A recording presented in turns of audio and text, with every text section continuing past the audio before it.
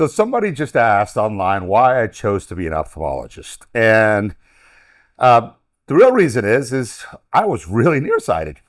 I ended up a -9 and a -10.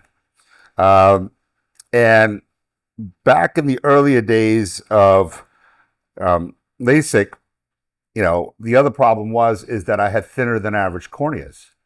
So it was a real problem for fixing my eyes, which ended up getting fixed.